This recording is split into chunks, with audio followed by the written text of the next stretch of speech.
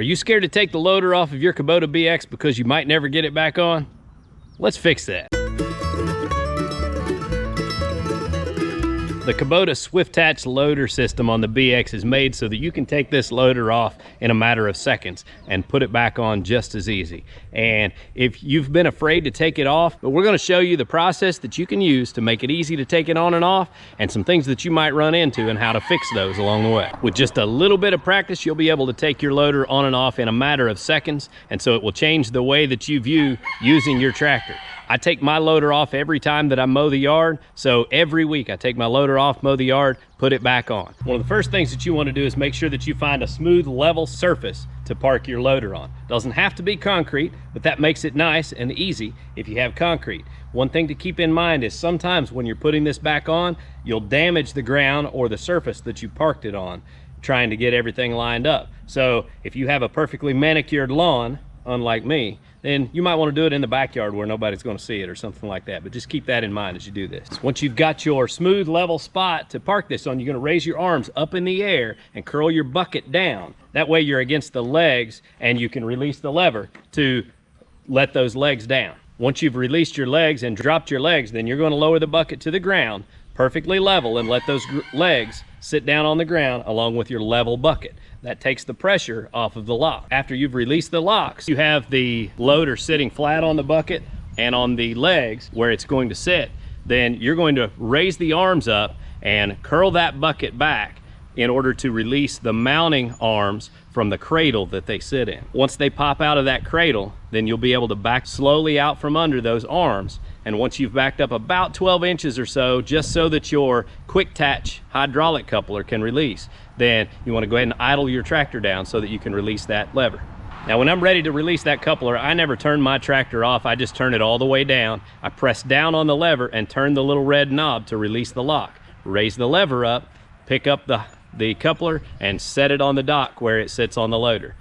After you've disconnected everything, you can slowly back straight out of your loader. Make sure that you don't turn it because you've got hydraulic hoses and things that you'll catch your front brush guard and things like that on. So you want to back straight out of your loader. And at this point, you're disconnected from your loader and you're free to move about the country.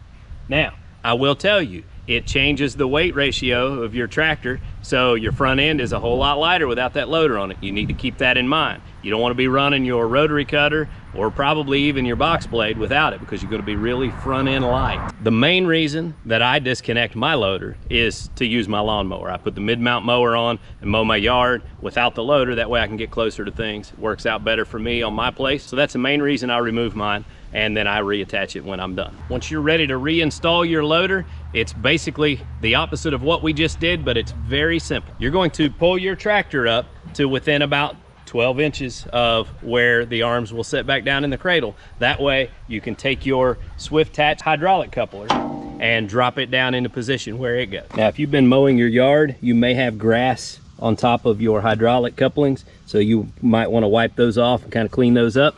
Those have a tendency to leak. Mine has been replaced under warranty and it does not leak anymore, so that's great. Once you've got your hydraulics hooked back up, you're just going to pull straight into your loader just like you released, and make sure that those arms drop right over the top of those bars that point up in the air so that your mounting arms for your loader will drop straight into the cradle. Once you've got that in position, you are just going to basically use your loader control functions to lower those mounting arms right down into the cradles by lowering your arms and curling your bucket back the other way to get them to push down in. And you can watch as those arms drop down in the little cradle, and you'll see when they lock in. But one thing that I do once I get it close is I go ahead and release my locks so that they're sitting in position, and you can actually watch them lock into place when you get it right.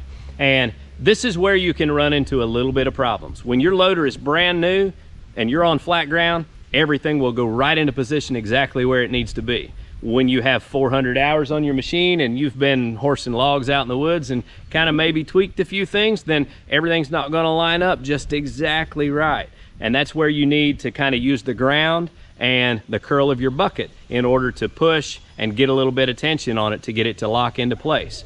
I have only ever had to get off of my BX one time to get those arms to go down into position.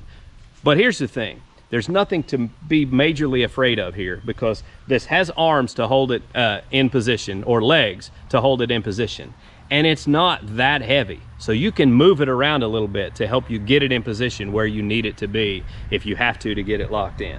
And I've only had to do that one time. But once your loader is locked on, then you're gonna raise your arms back up in the air, curl your bucket down, and as you curl your bucket down, that's gonna raise those legs back up in where you can lock them in place with your lever, and you're ready to go on about your business.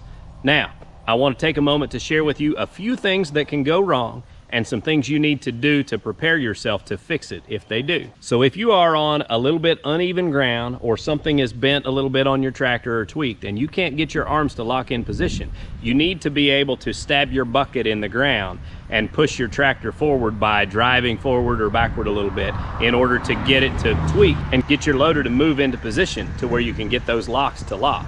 And so if you park, say, right up against your wife's car, you're not gonna be able to do that without making her very mad. So you want to give yourself some distance. Now, another trick that I have tried is actually parking my loader up against a good solid fence post. That way I can actually push against that and use that to help me push it into position. And that works really well if you've got one handy. You could park it next to a fence post and use that for leverage. And so the other thing that goes right along with that is you want to make sure that you're not on your perfectly manicured lawn, because you might tear up your grass when you're trying to get it back into position. And the last tip that I have for this is making sure that when you're reconnecting your hydraulic coupler, that you turn the tractor off to lower the pressures. If you try to do it with the pressures high, then you won't be able to disconnect and reconnect it. And those are really the main things for taking off your loader and putting it back on. And it's never taken me more than just a few minutes to swap it out. So it's nothing to be afraid of, and it's something that you can handle.